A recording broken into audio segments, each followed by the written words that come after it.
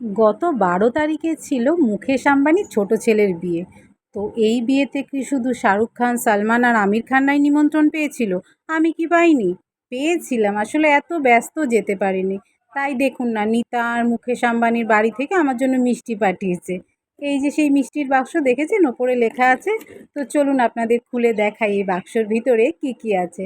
আসলে মজা করছিলাম, আমার ভাই অফিস থেকে এই বক্সটা পেয়েছে, তো ভাবলাম আপনাদের সাথে এই বক্সটার মধ্যে কি আছে সেটা আমি একটু শেয়ার করি। এখানে দেখুন বিভিন্ন ভুজিয়া, চানাচুর এইসবের প্যাকেট দিয়েছিল, আর তার সাথে ছিল এই পাশে মিষ্টির বক্সটা।